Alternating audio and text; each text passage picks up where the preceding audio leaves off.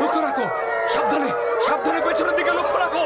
ইউসুফ, ইউসুফ পুত্র আমার। আব্বাজান, আব্বাজান!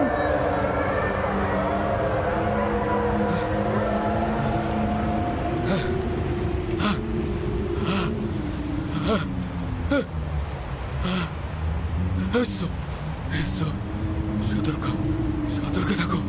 ইউসুফ পুত্র আমার, সাবধানে সাবধানে ছেড়ে দাও, ছেড়ে দাও আমার পুত্রকে, ছেড়ে দাও, ছেড়ে দাও, ছেড়ে দাও। সতর্ক সতর্ক থাকো। নেকড়েদার, ছেড়ে দাও, ছেড়ে দাও আমার পুত্রকে। জনাবে আলী, জনাবে আলী, জাগ্রত হন জনাবে আলী। কি হয়েছে, কি হয়েছে খোদা নবী? কোনো খোয়াব দেখেছেন? আপনি কি ভীতিকর কোনো খোয়াব দেখেছেন? ভীত হওয়ার মতোই খোয়াব ছিল। কয়েকটা নেকড়ে একটি শিশুর পিছু নিয়েছিল। আমি তাকে বাঁচাতে পারছি না। নেকড়েগুলো তাকে ছিন্ন ভিন্ন করে খাবার জন্য ধাওয়া করতে করতে একটা গর্তের মধ্যে ফেলে দিল। ওই শিশুটি কে ছিল? তাকে চিনতে পেরেছেন? দূরে ছিল, তাই ঠিক মতো চিনতে পারিনি। তবে তার গঠনটা অনেকটা ইউসুফের মতোই ছিল।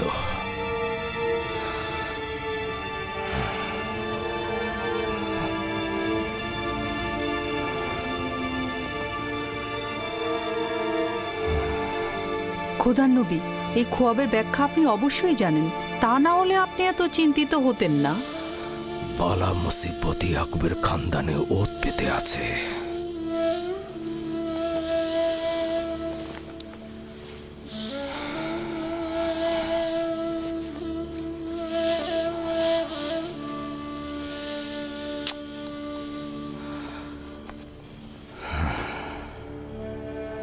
খোদা কোনো বান্দারই ক্ষতি চায় না, কিন্তু এই বান্দারাই শয়তানের সঙ্গে প্রতিজ্ঞাবদ্ধ হয়, একে অপরের জন্য ফাঁদ পেতে রাখে।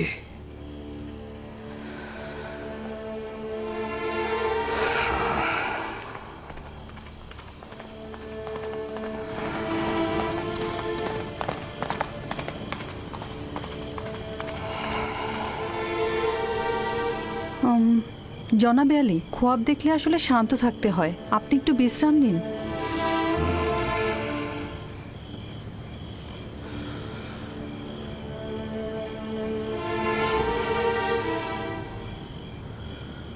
খোদাবন্দ, তোমার কাছে আশ্রয় চাইছি।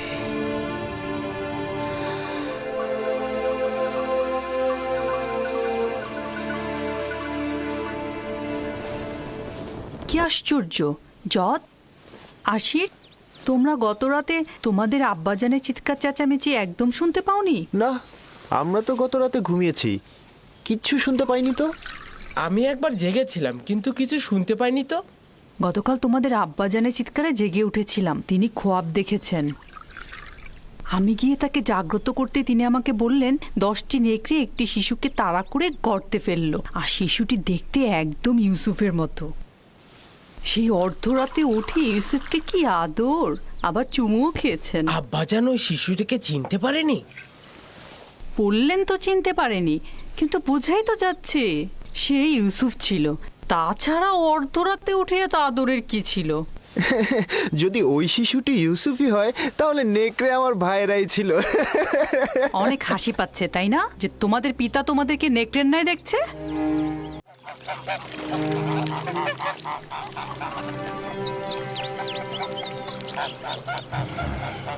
ইয়াকুব বলল সে একটা খোয়াব দেখেছে, 10টি নেকড়ে একটি শিশুকে তাড়া করে গর্তে ফেললো।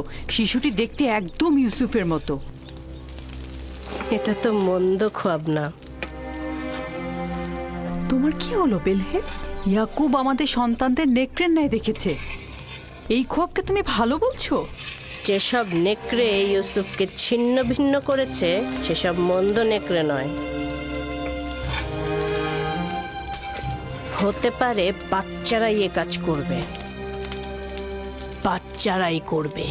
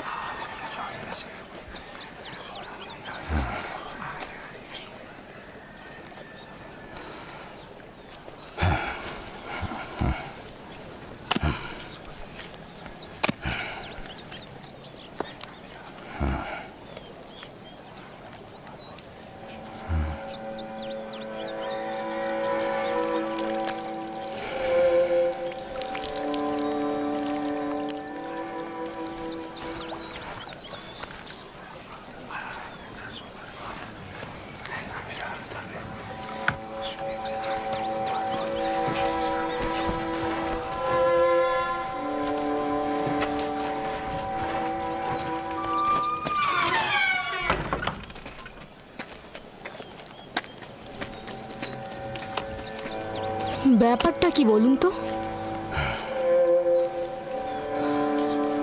ধারণা করছি জানতে পারবো।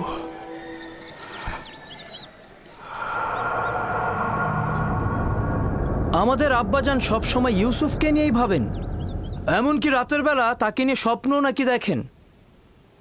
যেখানেই যান তাকে সঙ্গে করে নিয়ে যান, আর ঘুমালেও তাকে সঙ্গে করে নিয়ে ঘুমান। বেহুদা কথা বলো কেন ইয়াহুদা? আমরা তো এখনো সঠিক জানি না যে আব্বাজান কি খোয়াব দেখেছে।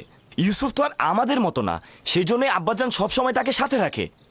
যেখানেই যাক সাথে নিয়ে যায় আর তার সাথেই ঘুম পাড়ায়। ভাইজান, আমরা ঠিক মতোই জানি আব্বাজান কি খোয়াবে দেখেছেন। আব্বাজান খোয়াবে দেখেছেন আমরা সবাই হচ্ছে এক একটা নেকড়ে, আর সেই নেকড়েগুলো ছিন্ন ভিন্ন করছে ইউসুফকে। সালাম আব্বাজান। সালাম।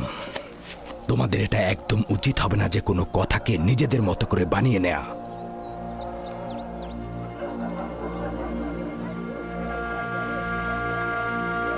আমাদের আম্মিজান আমাদেরকে বলেছেন আপনি নাকি রাতে আমাদের নেকড়ের ন্যায় খোয়াব দেখেছেন, আর সেই নেকড়েরা ইউসুফকে হামলা করছে। এটা একদম সত্য নয়। আমি গত রাতে একটা খোয়াব দেখেছি, এটা সত্য। খোয়াবে দেখেছি কিছু নেকড়ে একটি বাচ্চা ছেলেকে তাড়িয়ে নিয়ে বেড়াচ্ছে। সেই নেকড়েগুলো না তোমাদের মতো, আর বাচ্চাটি না ইউসুফের মতো। আমি তো কারো চেহারাই দেখিনি। হ্যাঁ, 10টা নেকড়ে মানে বোঝাই যাচ্ছে আমরা 10 জন। আমি তো নেকড়েগুলোর সংখ্যা স্বপ্নে গুনে দেখিনি। তোমরা কোথা থেকে জানলে যে নেকড়ে 10টাই ছিল?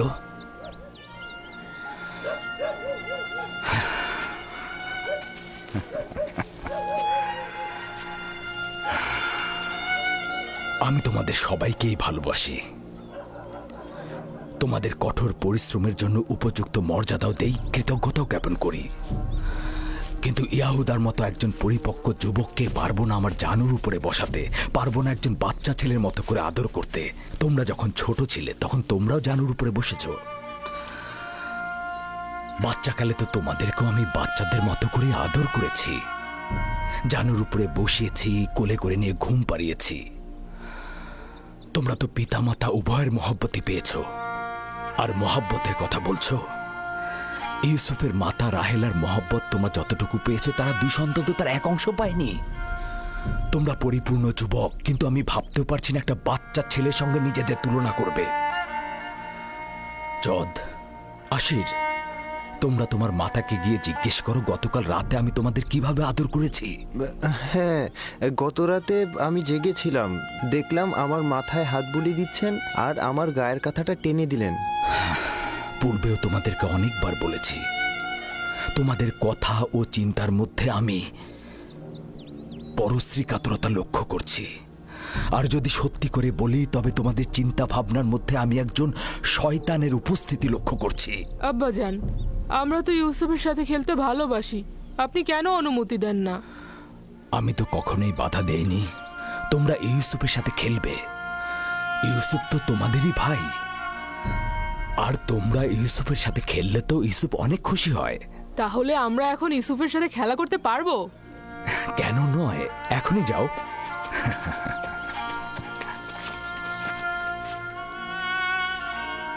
তোমরা কি আজ ভেড়াগুলো নিয়ে বের হবে না?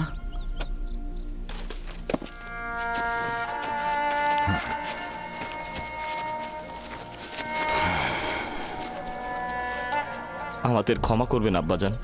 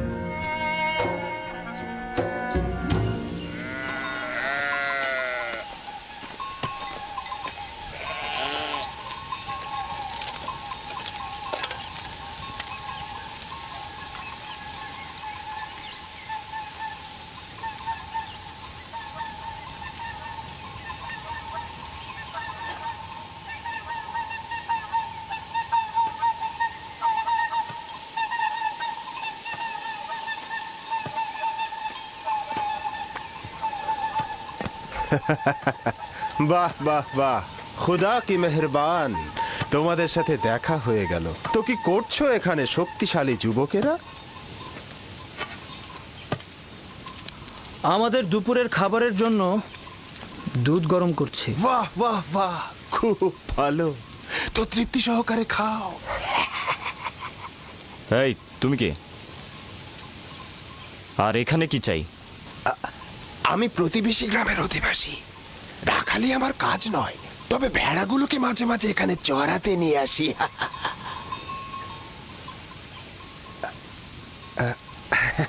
তোমাদের আবার কি হলো? মনে হচ্ছে আমার উপস্থিতিতে তোমরা খুশি নও। হ্যাঁ, সেটাই তো স্বাভাবিক। হ্যাঁ, একজন অচেনা আগন্তুককে দেখলে তো খুশি হওয়ার কথা না। কিন্তু হাকিকত হলো আমি তোমাদের জন্যই এখানে এসেছি। তোমাদের দেখার জন্য আমি খুবই পেরেশান হয়েছিলাম। তুমি আমাদেরকে চেনো? ও হ্যাঁ, আশেপাশের সমস্ত অধিবাসীরা ইয়াকুব পয়গম্বরের সন্তানদের সম্পর্কে অবগত। তাহলে তুমি আমাদের দেখে আশ্চর্য হলে কেন? কারণ গত রাতে তোমাদের স্বপ্নে দেখেছি। আমার কথা বিশ্বাস করছো তো নাকি? গত রাতে তোমাদের স্বপ্নে দেখেছি আর আজ দেখলাম সরাসরি। আশ্চর্য হব না? হ্যাঁ, বাহ, এটা তো খুব ভালো। আমাদের তারিফ করছো দেখি। আসলে সত্যি বলতে কি, স্বপ্নটা খুব অদ্ভুত আর আশ্চর্যজনক ছিল। দেখলাম কি জানো, তোমরা 10 ভাই মিলে একটা শিশুকে একটা তাকিয়াতে করে বয়ে নিয়ে যাচ্ছ। দেখে মনে হলো সে তোমাদের মালিক আর তোমরা তার গোলাম। আবার দেখলাম ওই শিশুটি একটি টানা গাড়িতে চেপে বসেছে আর তোমরা 10 ভাই মিলে 10টা নেকড়ের মতো ওই শিশুকে বয়ে নিয়ে চলেছ। আরও দেখলাম যেটা, ওই শিশু এক সিংহাসনে বসে আছে আর তোমরা 10 ভাই তার গোলামি করছো, তার রাখালি করছো, তার হয়ে কৃষি কাজ করছো।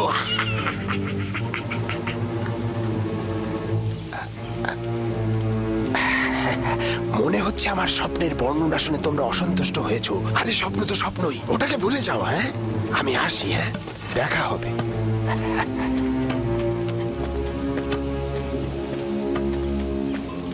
লোকটি কিন্তু রহস্যময়। আর চেহারাটা কেমন দেখেছো?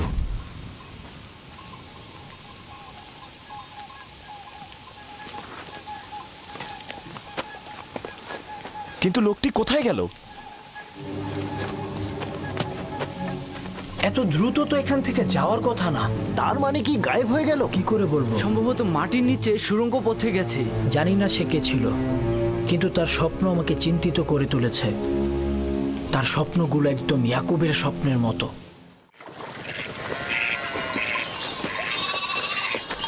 সালাম আব্বাজান। সালাম আব্বাজান। সালাম চাচা। সালাম আব্বাজান। সালাম আব্বাজান।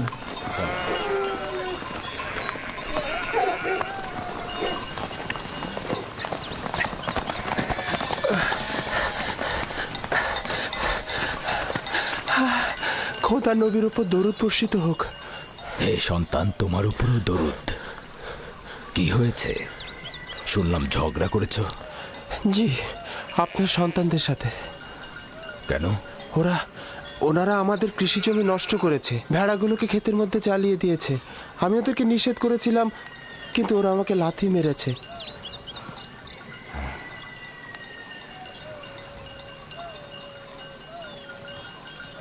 ইয়াহুদা, লাবি, শামুন, এদিকে এসো, এদিকে এসো।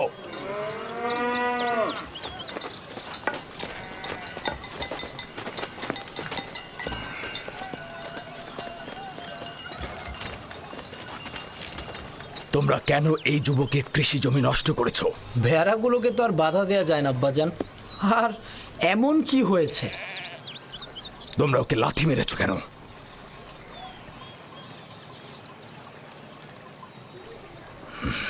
তুমি বলো, কি শাস্তি চাও ওদের? হে খোদার নবী, আমি সব কিছু ভুলে গিয়েছি। আপনি শুধু ওনাদের বলবেন ওনাদের ভেড়াগুলোকে যেন আমাদের কৃষি জমির উপরে না নিয়ে যায়। ওনারা বলেন ওনারা ক্যানানের মালিক, ওনারা যা খুশি তাই করবেন, যেখানে ইচ্ছা সেখানেই নাকি ভেড়া চড়াবেন।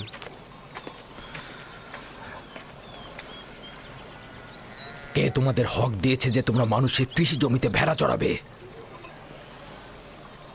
আর কে তোমাদের বলেছে যে তোমরা ক্যানানের মালিক?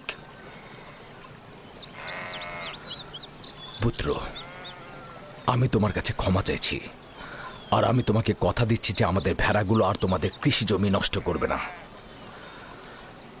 আমি তোমাদের ক্ষতির খেসারত দেব। আমরা ভুল করেছি, সেজন্য আমরা ক্ষমা চাচ্ছি আব্বাজান। ক্যানানের এই সকল অধিবাসীরাই ক্যানানের মালিক, আমরা নই। যদি সঠিকভাবে বলতে হয় তবে ক্যানানের আসল মালিক ফিলিস্তিনিগণ। তাহলে আমরা কোথাকার আদিবাসী আব্বাজান? তোমাদের পূর্বপুরুষ আমার দাদাজান ইব্রাহিম খলিলুর রহমান, যার কবর মাকফিলাতে অবস্থিত এখানে নয়। তিনি দজলা ও ফেরাত নদীর দক্ষিণের সুমের ও কাল্লাহর বাসিন্দা, অর্থাৎ তোমাদের জন্মস্থান ফাদ্দানের কাছাকাছি। এর পূর্ব থেকে তো ফিলিস্তিনিগণ এখানে জীবন ধারণ করতেন। এই তরুণের পূর্বপুরুষ ফিলিস্তিনি এবং তারা শত শত বছর ধরে ক্যানানে বসবাস করছেন। তবে সর্বশেষ 100 বছর ধরে আমরা এব্রানি ও ক্যানানি। সে যাই হোক, এখন আমরা সবাই ক্যানানের অধিবাসী বলে পরিগণিত। আমাদের উচিত একে অপরকে ভালোবাসা।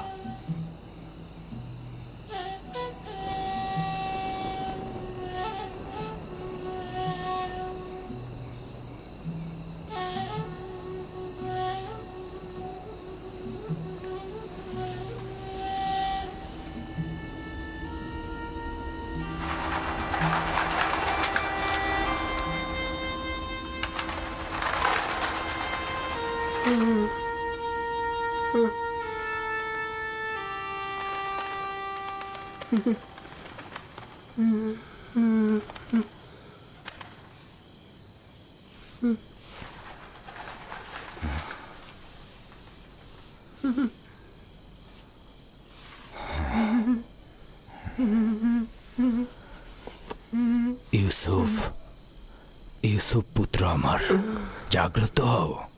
ইউসুফ, ইউসুফ, ইউসুফ। সালাম আব্বাজান। সালাম প্রিয় আব্বাজান। মনে হচ্ছিল খোয়াব দেখছিলে। জি, খুবই আজব স্বপ্ন। ওই ধরনের স্বপ্ন যেটা বলতে নিষেধ করেছিলেন। আব্বাজানকেও কি নিষেধ করেছি?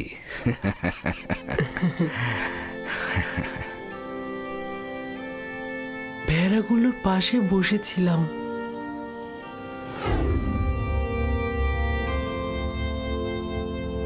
إذ قال يوسف لأبيه يا أبت إني رأيت 11 كوكبا والشمس والقمر رأيتهم لي ساجدين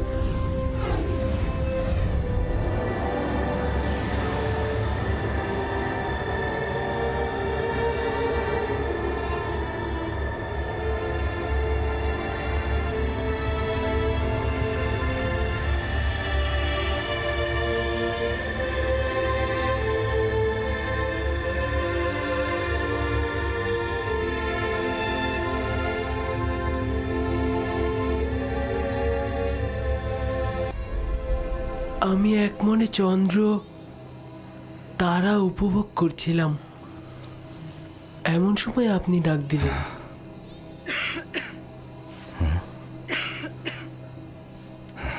সবর করো।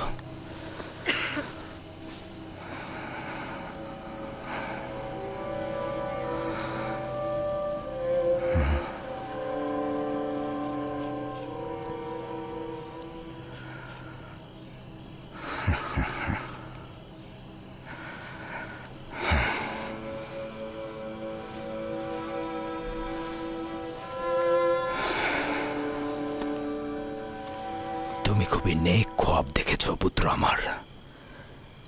এই রকম খোয়াব কাউকে বলা উচিত নয়, বিশেষত তোমার ভাইদের। নির্বোধগণ যৌবনে দাম্ভিকতায় প্রতিহিংসা পরায়ণ হয়ে উঠবে। তোমার বোন ও মাতাদেরকেও বলবে না, তারা সবার কাছে প্রচার করে বেড়াবে। সূর্যও তোমার মোকাবেলায় নত হবে এবং তোমার পায়ে পড়ে সেজদা দেবে।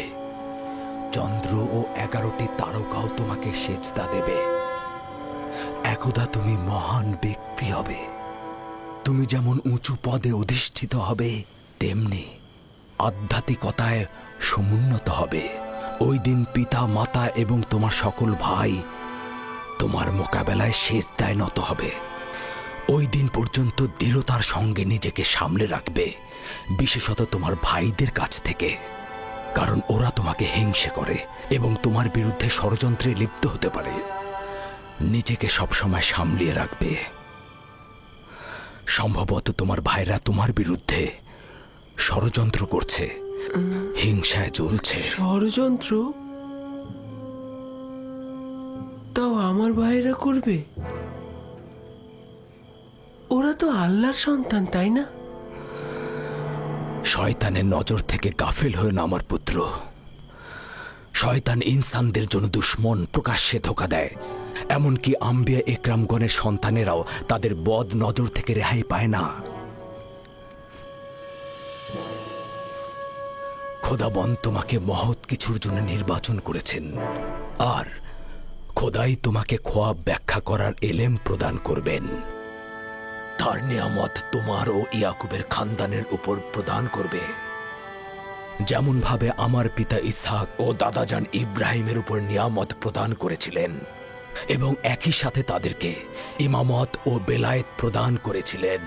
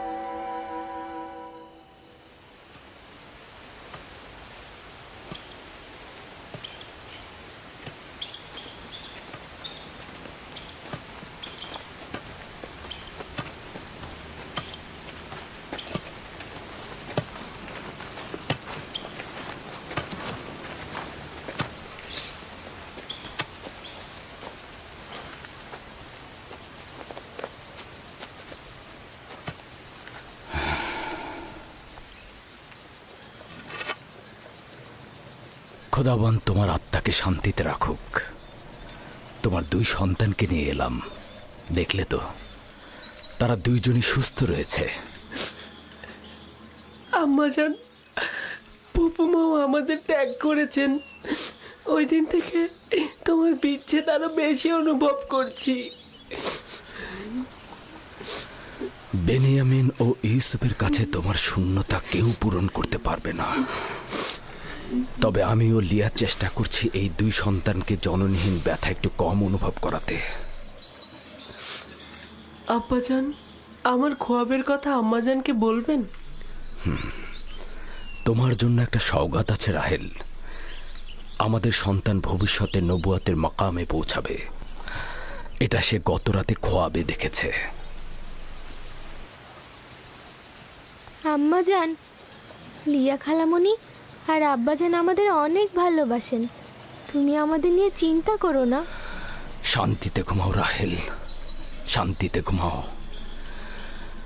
জননী বিরহে তোমার সন্তানেরা যন্ত্রণা ভোগ করবে না।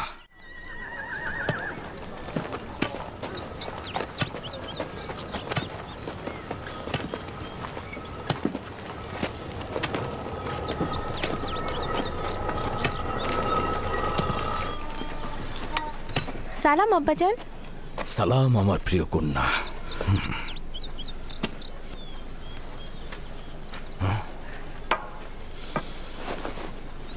আমি তোমার জন্য গম নিয়ে আসছি।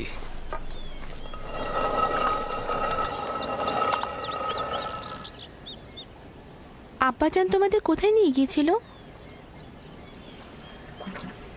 আম্মাজান রাহেলের মাজারে জিয়ারতে গিয়েছিলাম।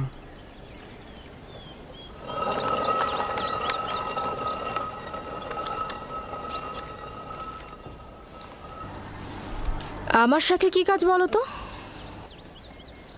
গতকাল ইয়াকুব নিজের উত্তরাধিকারী নির্দিষ্ট করেছে। সম্ভবত আপনিও জানতে আগ্রহী হবেন। বলো। নিশ্চিত থাকুন, আমার আর আপনার সন্তান নয়, ইউসুফ রাহেলের সন্তান। ভনিতা রেখে তোমার আসল কথাটা বলো শুনি। যখন আমি জাগ্রত হলাম তখন ইউসুফকে বলছিল, এই খ্বাবের কথা তোমার ভাইদেরকে বলবে না, তুমি খোদার প্রতিনিধি এবং ইসাক ও ইব্রাহিমের উত্তরাধিকারী। আরও বলেছে তুমি নেতৃত্বে ও শ্রেষ্ঠত্বে তোমার ভাইদের উপরে যাবে এবং তারা সেজদা করবে তোমাকে। নিজে ইউসুফের সামনে জানু পেতে বসলো আর তাকে আদর করে চুমু দিয়ে ঘুম পাড়িয়ে দিল। এবার বলুন কি বলবেন?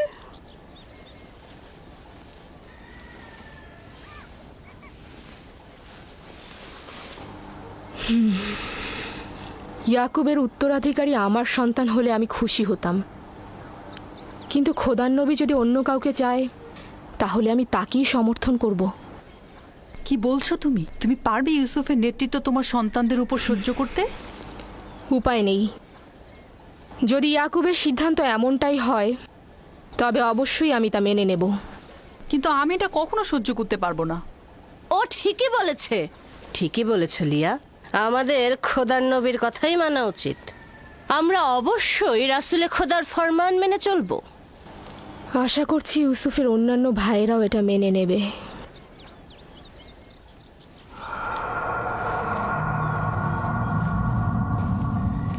তুমি এত বোকা কেন? সবকিছু লিয়াকে বলার কি আছে? ওকে বললে বিপদ আরো বাড়বে। আমাদের উচিত সন্তানদের সাথে সলা পরামর্শ করা।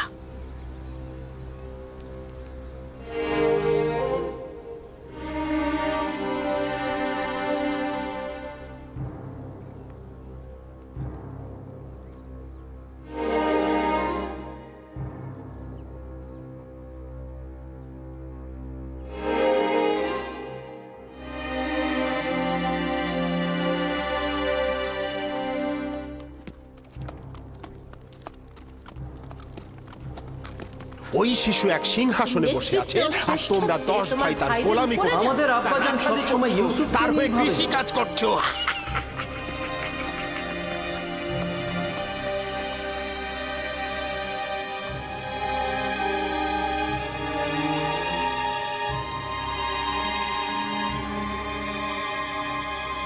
ইউসুফ খ্বাব দেখেছে, তোমাদের নেতা হবার কিছু বুঝলে? এটা আর এমন কি? এটা ইউসুফকে জিজ্ঞেস করলেই হয়। যদি খ্বাব দেখে থাকে তাহলে তোমাদের বলবে। বলবে। হ্যাঁ হ্যাঁ বলবে, ইউসুফ বলবে। কিভাবে পলাতে হয় আমি জানি। এসো তোমরা, এসো।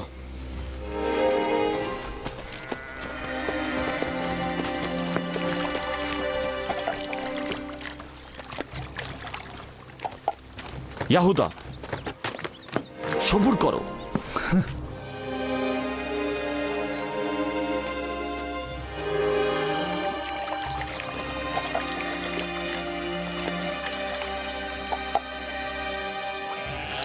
ইউসুফ, জি ভাইজান।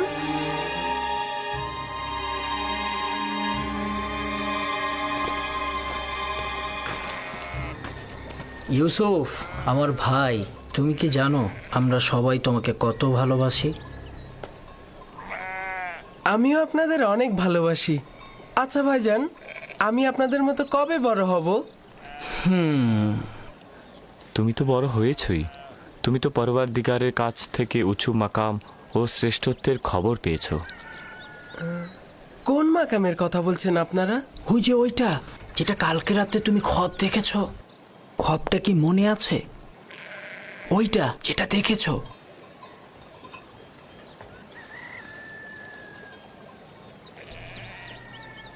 আমরা যখন জানতে পারলাম যে তুমি খোয়াব দেখেছো, যে তুমি উচ্চ মাকামে পৌঁছবে, আমরা কিন্তু খুশি হয়েছি। আব্বাজান কি আপনাদের স্বপ্নের কথা বলেছে? আমি আব্বাজানকে ছাড়া কাউকে বলিনি। না, আব্বাজান বলেনি, আমি নিজেই শুনেছিলাম। অর্ধরাতে উঠানে এসেছিলাম, তখনই শুনেছি আব্বাজান তোমাকে বলছে যে তুমি কাউকে বলো না যে তুমি ভবিষ্যতে উঁচু মাকামে পৌঁছাবে। তোমার খবরটা আমাদের শোনাবে? আসলে আব্বাজান তো কাউকে বলতে নিষেধ করেছে, আর সেটা তো আপনারা শুনেছেনই। তাতে কি হয়েছে? তোমার ভাইরা তো তোমার আনন্দে শরিক হতে চাচ্ছে। আমি জানি আপনারা আমাকে অনেক ভালোবাসেন, খোয়াবের কথা বললেও কোনো সমস্যা নেই। কিন্তু আব্বাজানের ফরমান আমি অমান্য করতে পারবো না। আমি দুঃখিত। আমি আব্বাজানকে অবশ্যই বলবো তোমরা ইউসুফকে মারার চেষ্টা করেছো। থামো আমার বোন দিনহে, ইউসুফকে মারার আমাদের কোনো ইচ্ছে নেই। আমরা তো আসলে ইউসুফকে অনেক বেশি ভালোবাসি।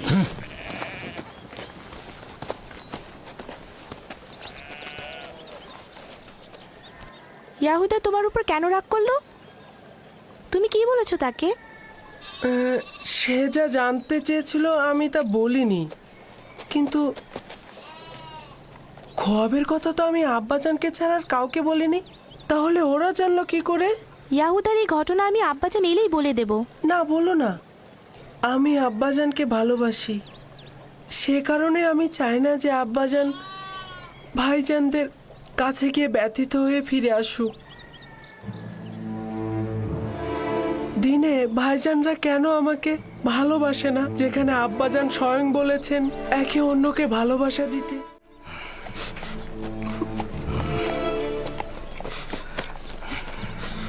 এদিকে এসো, দেখো আমি গম এনেছি। সালাম আব্বাজান। সালাম। সালাম সালাম।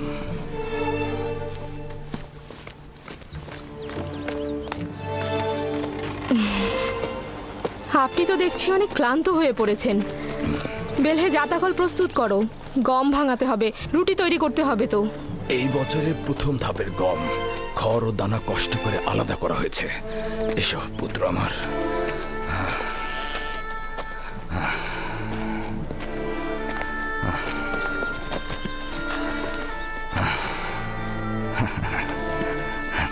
আব্বাজান, ভাইজানরা তো সবাই জানে আমি খোয়াব দেখেছি।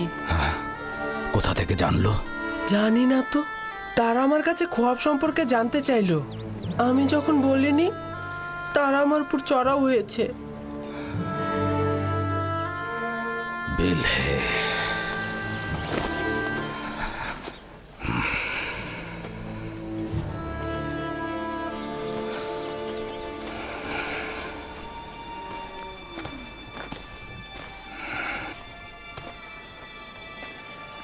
বেলহে, জি আল্লাহর নবী। এখন পর্যন্ত তুমি যা কিছু করেছো আমি শুধু মুখ বুজে সহ্য করেছি।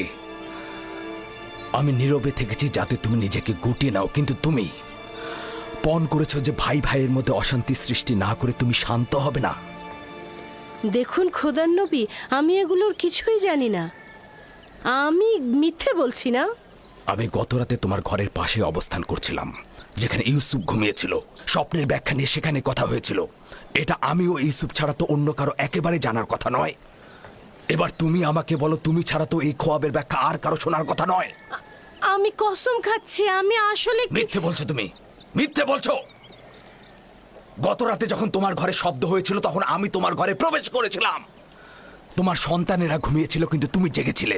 আমি কখনো শোনা কথা কান দেইনি, কিন্তু তারাই সঠিক ছিল।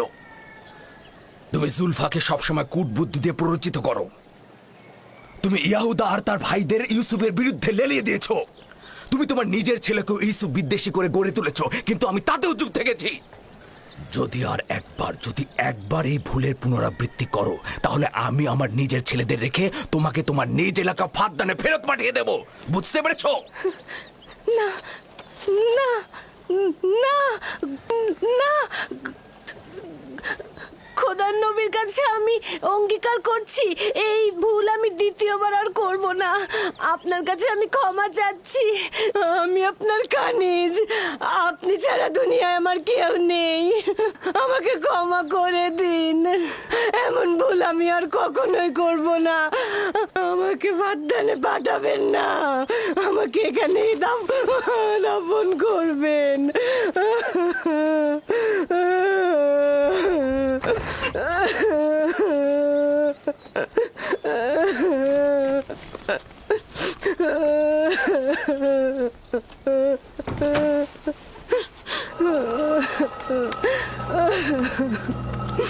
এটাতে কোনো সন্দেহ নেই যে সূর্য আমাদের আব্বাজান আর চন্দ্র হচ্ছে আমাদের আম্মাজান। হ্যাঁ, আর বাকি 11 জন তো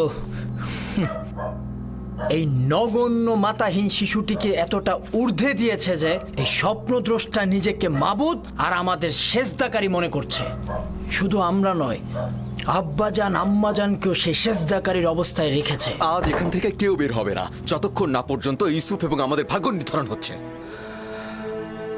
আমি আমার সকল সন্তানকে অনেক বেশি ভালোবাসি, কিন্তু ইউসুফের প্রতি বিশেষ আগ্রহ খোদাবন্দের ইউসুফের প্রতি বিশেষ অনুগ্রহের কারণে। আশা করি আমার সকল সন্তানেরা এটা বুঝতে পারবে। ইউসুফকে তারা বেশি ভালোবাসবে আর ইউসুফের প্রতি সকল দুশ্মনী তারা ছেড়ে দেবে। সে কি এরকমই চিন্তা ভাবনা করে যে আমাদের উপর এবং আমাদের পিতামাতার উপর তার শ্রেষ্ঠত্ব রয়েছে এবং সে আমাদের উপর নেতৃত্ব করবে? হ্যাঁ, ইউসুফের কল্পনা এত বাড়াবাড়ি হচ্ছে, তার কারণ হচ্ছে আব্বাজানের মহব্বত। আব্বাজান তাকে মার থেকেও বেশি মহব্বত করছে। আমি জানি না আব্বাজান তাকে কেন এত বেশি ভালোবাসে। আব্বাজানকে কি ইউসুফ আমাদের চাইতে বেশি ভালোবাসে? এই খানদানের সকল কার্যক্রম আমাদের হাতে। ফসল ফলানো, ফসল চাষ সব আমাদের হাতে। ভেড়াগুলোকে চরণভূমিতে নিয়ে যেতে হবে, নেকড়ের হাত থেকে রক্ষা করা, খাদ্য সামগ্রী, কৃষিকাজ, জল সরবরাহ, ভেড়া পালন সব আমাদের হাতে। আব্বাজান আম্মাজানের সকল মহব্বত তার প্রতি, এমনকি ফুপুমাও তাকে নিয়ে মহব্বতে মেতে উঠেছে।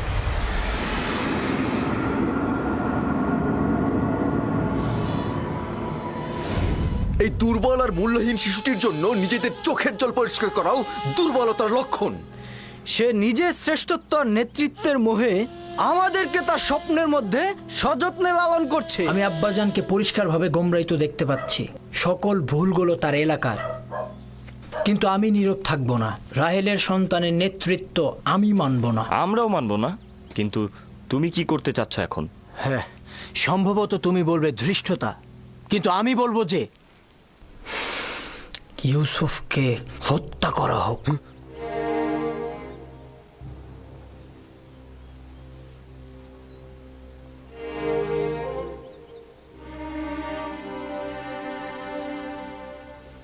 এই কথা খুবই বিপজ্জনক। এ কথা আর কখনো মুখে আনবে না তুমি। কেন আমি মুখে আনবো না লাবি?